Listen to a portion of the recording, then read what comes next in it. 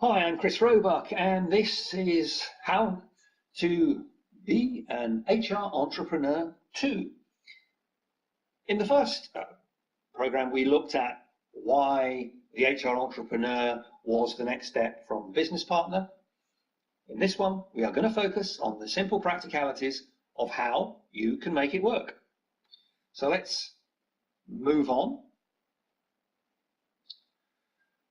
As we said in the first program, the HR business partner has been around for 23 years.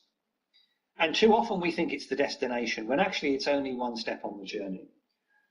And as it's been around 23 years, and sometimes it's gone well and sometimes it hasn't, the HR entrepreneur is the next step to optimizing the degree to which we can help our organizations be successful, learning the lessons of the last 23 years of the HR business partner.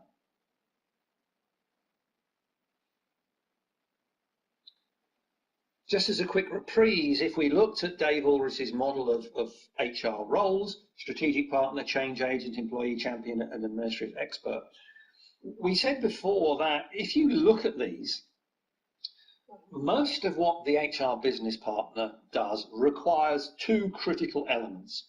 One, current holistic understanding, i.e., do I know how this organization works at operational level and at strategic level? Because unless I do, I can't be an employee champion, I can't be a change agent, and I can't really be a strategic partner. In terms of being a strategic partner and a change agent, I also have to have the ability to involve myself in future thinking, because that's what is happening at strategic level, and that is what being a change agent is about. So fundamentally, within the HR business partner roles, we have to be A, understanding of our current organization in depth, and B, therefore, once we know where it is, future thinking focused to be able to see where it could potentially go. As we said, the shortfalls that exist in the HR business partner are around the fact that the HR business partner doesn't focus on building capability where the greatest shortfall is in that capability. So there is some shortfall within HR around general business skills, simple time management, prioritization, task planning, and self-management. There is also some shortfall around HR's ability to understand what's happening operationally in the areas that they support. But there's a greater lack of understanding in HR in the wider strategic elements in terms of vision, purpose, values, and those strategic elements that are critical for operational activity by both HR and line managers to align to. And therefore, this wider holistic operation of the organization is a major shortfall in most HR functions. Individuals will understand to some degree the areas they support, but not significantly outside that. And finally, the greatest shortfall is in the external environment, in the market and the competitors, but above all, in the customers, what the organization's customers truly want from the organization. And it is fundamental that HR understands that, because that is what the organization is there to do and what the organization must do to be successful. So, how do you become an HR entrepreneur? The first step is what I call understanding the now better. And that looks at, first of all, your functional capability. Do you have key understanding in both HR and in a practical sense on how to improve individual and organizational performance? So that's what is the HR theory about how we get things done more successfully and people to give better performance, and what are the simple practicalities of making it work in the real world? Because sometimes, as we all know, HR best practice does not necessarily translate unadapted into the real world. The next area is organizational capability. Do you have the ability to get things done, or assess how well things that are being done are being done? And that focuses on your ability to prioritize, manage time. If you're a leader, your ability to delegate, communicate, and give feedback. And then it's about current holistic understanding. Do you truly understand what the operational area that you support does? Have you spent time at the front line with them, getting to understand that, so that you know what they're trying to achieve in depth? Do you understand what's going on at strategic level? And this applies to anybody in HR, not just senior HR people. Are you aware of the vision, the purpose, the values, and the key objectives? And certainly here, there's a practical question for HR people, which is, if your organization doesn't have a purpose, you should be posing the question, why not? And then, what is the current environment within which your organization is operating? And what are the challenges that it faces short and long term? So, what are the customers asking for? What are the competitors doing? If it's got regulators, what are they doing? The big question I pose to people is, if I were to ask you now to do an effective SWOT analysis of your organization, strengths, weaknesses, opportunities, and threats, could you do it? Because if you can't do that, you should work hard to ensure that you can, because it's only when you have that level of knowledge that you should move on to the next stage. So just to summarize that in a visual that you can remember, yes, you need great functional knowledge starting at the bottom. Yes, you need to understand core business activity, task management, project management, financial knowledge to the basic level that you require to be effective. Yes, you need to understand what's happening operationally in the area that you support. Yes, you need to understand what's happening strategically in the organization. And yes, you need to understand what's happening with the market, the customers, and that overall environment. Because then you stand a better chance of being an HR entrepreneur. And that's because it gives you the big picture. Understanding the big picture is critical to the effective focus of your effort and other people's efforts onto key deliverables for HR, for line managers, and for employees. And as you see from the slide, you can just see one little part of the picture and it means virtually nothing. It is only when you see the whole picture that you have the ability to align, you have the ability to collaborate, you have the ability to be agile if things change, because you see the big picture. That is why, to be an HR entrepreneur, you need to understand all of those things that I've just set out. And to have a great performing organization, everybody else in the organization needs to understand those as well. Particularly because then that enables people to network, to collaborate, etc. And that is what that 50% figure is there.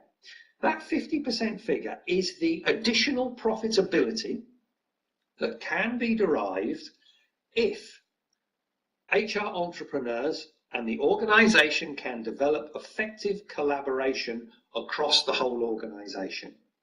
So that is an opportunity for you to think about as an HR entrepreneur. Now, this is not about thinking top down all the time. The HR entrepreneur also needs to think about who is on the receiving end of the initiatives and activities that HR is producing.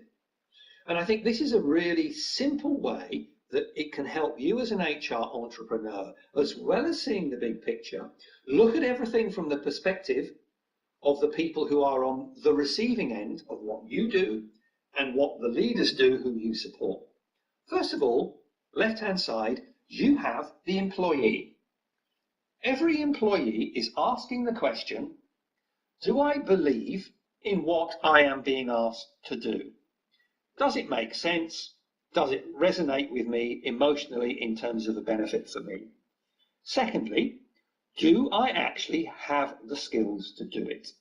has this organisation given me the capability to do what they're asking me to do? Now then, of course, in the middle, we have a boss. So this employee's boss, the employee is looking at their boss and they are saying, do I believe in this individual who is my boss? Do I genuinely care about the outcome?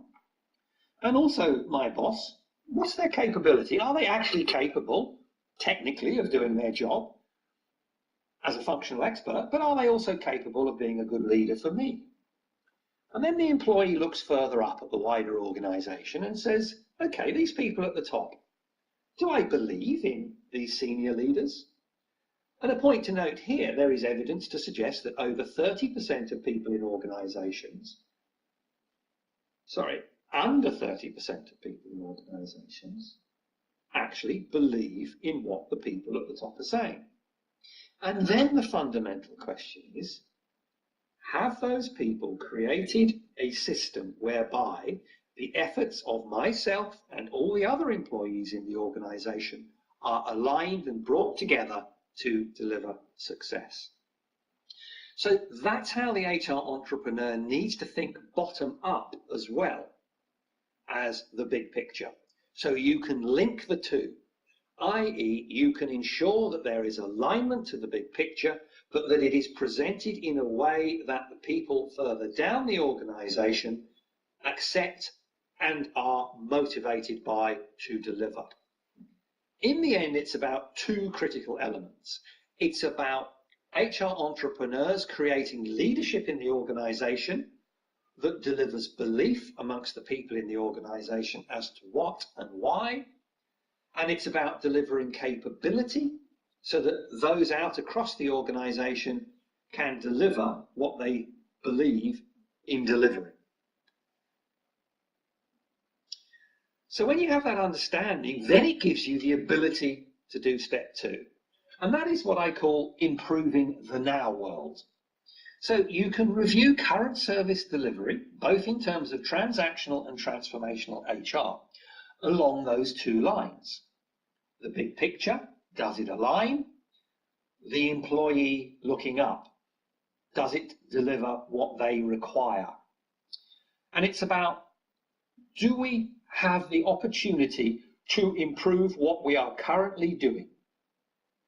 Can we make them simpler? Could we use less resources? And then in detail, consider if, considering risk management criteria, we can reduce complexity, time, or the effort required to add more value. Above all, then, it goes back to the point that I made earlier about, can we identify work that is of strategic benefit, i.e. operational activity that supports the achievement of strategic deliverables with our senior leaders, and then make sure that operational leaders all the way down the organisation align to those. And to be blunt, stop any work that's going on that is not aligned. And as I said before, this could be up to 25% of stuff that is happening at middle and lower level in an organisation. Now, think about that from the HR perspective, because what that means is that then means that if leaders are aligning what they are doing to strategic objectives, you as an HR professional are unlikely to be requested to do things that do not support strategic objectives. And we then get over the business partners' business as usual problem. Also, it's about ensuring that you're absolutely clear about what the roles are in terms of doing things to build that capability, build that belief between HR, line managers, and senior managers. And finally, it's not about going into some big complex analysis, into some big launch. If you're an HR entrepreneur, you are not judged by your title. You are judged by what you are seen to do and your actions, not your words, by the people you work with in the business, by the people you work for in HR, and by the wider organisational community. So then we say, okay, we've improved the now as much as we can. How can we then get even better? So therefore, improving things, you notice that here we have covered the areas we've covered before, but at the top we have an entrepreneurial mindset. And this HR entrepreneurs have to have. They have to think about things in this entrepreneurial mindset way. And where does this come from? This comes effectively from how SMEs think. Because SMEs have to get things right. SMEs have to move and adapt. SMEs, if they get things wrong, they vanish. So thinking like an entrepreneur is the way that HR can truly become a catalyst for success in an organization and potentially help the organization become more entrepreneurial as well. So how do you build your entrepreneurial mindset? And this is what everyone in HR should be doing. First of all, it's about taking personal responsibility for things getting done. You should not be saying, no one should be saying, this is not my job. Your job is to help make the organization successful as an HR professional, full stop. It's also about belief in the purpose of the organization now and in the future. It's about, are you doing something that you genuinely believe adds value to the organization and to its end customers? And that links naturally on to total focus on the customer. The HR entrepreneur understands the end customer. The HR entrepreneur should probably have met end customers, should have spent time looking at the interaction between the organization and those end customers. Because it's only then that the HR entrepreneur can truly be an HR entrepreneur and, utilizing that knowledge, seek to support the business even better. That links to the current holistic understanding, understanding the whole organization. So you can see as an HR entrepreneur opportunities for collaboration, opportunities for communication, opportunities to leverage great success from one area to another. It's also about optimizing risk management. The fact that the HR entrepreneur accepts that if you have no risk, you cannot do business. There has to be a level of optimized risk, and it has to be accepted that risk must exist to run an entrepreneurial business. It's also about innovation and improvement. And here, this is not Photoshop. These are the tree climbing goats of Morocco and Oman. The goats in those countries have learnt to climb trees to get to the best shrubbery. Thus, if goats can innovate and improve, people should be able to in organizations. And the HR entrepreneur creates an environment where, through the people they're working with in the business, employees are able to innovate and improve. It's also about efficiency and simplicity. SMEs have to be efficient. SMEs have to be simple, because every additional step you have in a process that is unnecessary, A, increases cost, B, takes more time, C, increases risk. And therefore, the HR entrepreneur is always looking for opportunities, both within HR and in the areas they support, to increase efficiency and simplicity.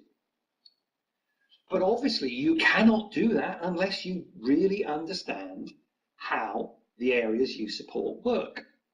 And finally, and to some degree, most critically, it's about proactively building the brand. As an HR entrepreneur, you are not just there to deliver HR. You are there to make the organization successful. And part of that is to create an environment where you and other people across the organization want to proactively build the brand, because you have created an environment where people genuinely care about the outcomes that are happening on a day-to-day basis. That then allows you to move to step 3 of the HR entrepreneur, the future, going proactive. Because once you know all of those things that I have set out, once you understand them, you can put the jigsaw together in your mind. You can see the current picture. That then means you can, using that entrepreneurial thinking, you can make the now better, constantly reviewing what support provides by taking a holistic view of the outcome required and making sure it's fit for purpose, using best current outcome, not just pure HR best practice. But it's also about creating the future.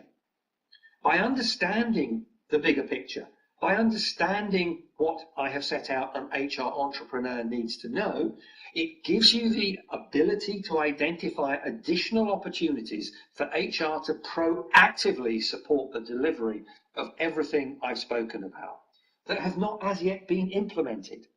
You don't have to wait for the client to come to you and say, I think I'd like to do X, Y, or Z. Because you have the knowledge of the HR entrepreneur and the understanding, you personally can look at what's going on around you and say, you know, I think if that was done in a slightly different way, it would make things better. And if you can do it yourself, do it yourself. If you need to talk to people in the business, talk to people in the business, because that's what the HR entrepreneur does. Proactively acts as a catalyst to make things better, both now and in the future, in HR and across the organization. So here are some opportunities that I throw out just to give you some ideas. Fact: an employee's decision to give high performance is roughly 60% rational and 40% emotional. How does the HR entrepreneur ensure that the organization covers that emotional element to optimize the chances of getting success? Fact: getting people to talk across silos and collaborate can boost profitability by up to 50%. How can you as an HR entrepreneur help make that happen? Create an environment where people want to talk across silos and can do so, and want to collaborate. Fact: up to 25% at work at operational level is not adding strategic value. How can you as an HR entrepreneur stop that waste of time and effort? How can you ensure that operational activity does fully support strategic objectives, working with your compatriots in the business? Fact: less than 30% of line managers have ever been taught to delegate effectively. What does that mean for day-to-day performance in our organizations? And how can the HR entrepreneur proactively make sure they all can to maximize performance, improve, and have fewer problems that actually come to HR? Because in this particular case, clearly, there is a benefit to HR. If you as an HR entrepreneur can help make line managers more effective at doing their jobs, the chances of them getting things wrong that will require you as an HR person to take out time and effort to deal with the problems that they've created will be reduced. So there are some ideas that you can think about as an HR entrepreneur. Above all, the HR entrepreneur, as I've said, is about proactively enabling leaders to make a difference and to transform the organization. And through doing so, through creating that environment where people are, one, willing to give their best, two, capable of focusing that onto what delivers success for the organization, you will change lives, because it enables individuals, teams, and the organization to reach their full potential. You are a true HR entrepreneur, and imagine how inspiring a world that would be for everybody. Thank you, and good luck.